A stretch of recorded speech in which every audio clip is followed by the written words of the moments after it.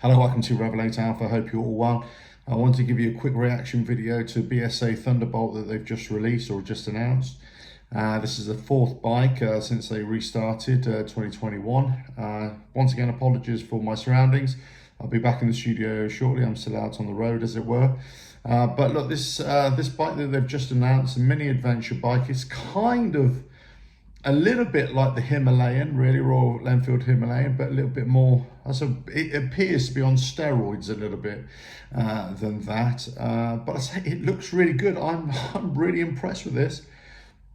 I've got to say, the Thunderbolt, they named it apparently. That was the last bike off their production line in 1972-ish, something like that. 334 cc's.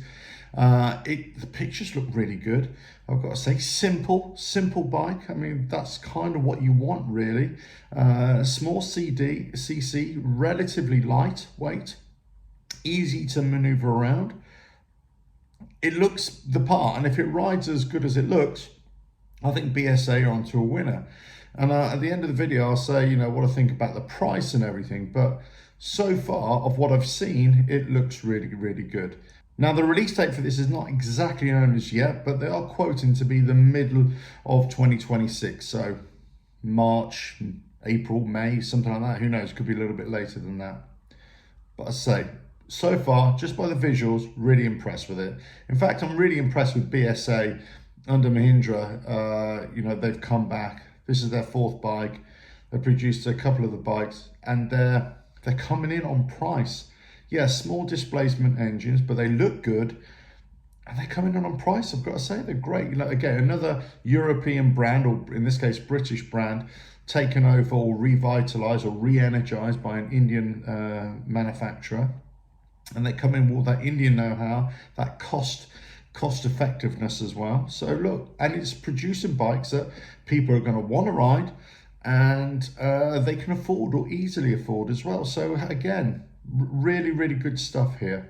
I mean, just a few specs on this bike. It's reaching 29 brake horsepower, 19.2 foot-pounds of torque. Okay, it's not going to set the world alight, but I tell you what, for this kind of bike, that kind of cc, well, that's what you would expect, right? Nothing much more than that. 15.5 litre petrol tank, 6-speed gearbox. It's got a slip and assist clutch, so it says, and it's got a bit of modern tech on it, right? So you know, it's not all back in the dark ages. This is all pretty good stuff.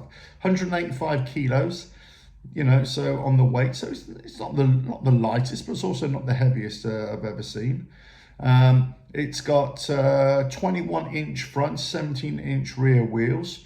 It's got 41mm front forks, preload adjustable rear shock, offering 200mm of forward front travel, 180mm of rearward travel as well.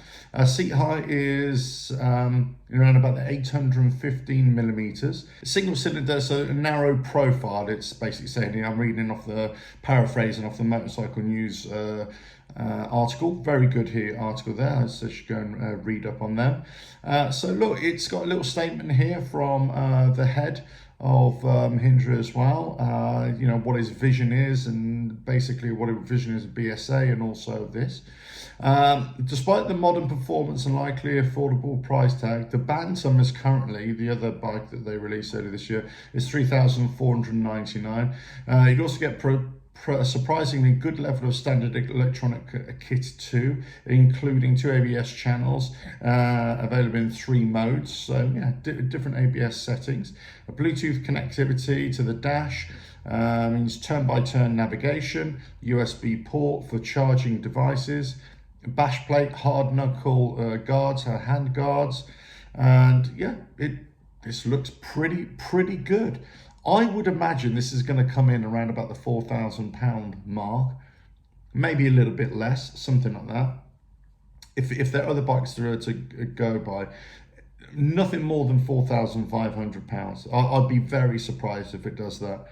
But judging by what it is, what I've seen, this is a great little bike. This is great, and you know, if you watch my video, I keep on championing this kind of CC range, 350, 300, 350, up to 500 CC, and the amount of movement, the amount of bikes that are being produced in this range, it's not by chance. There is a reason, because this is the kind of bikes that people want, they can afford, and that they would gladly put money, take money out of their pocket to pay for. And I've got to say, they're looking good, they're not looking cheap, and there's a lot of good stuff here. And yes, definitely piqued my interest and enthusiasm.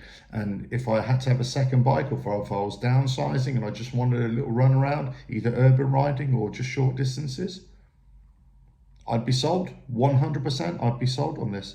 So yeah, watch out, Miss RevelatorAlf. You might have another bike in the garage here after this one. Yeah, really, really good. Let us know your thoughts in the comments below. If you like what I do here, keep on watching, and I'll catch you again in another video coming very soon. Hopefully back in the studio after I've finished all these series of videos which I'm doing. Catch you again. Bye now.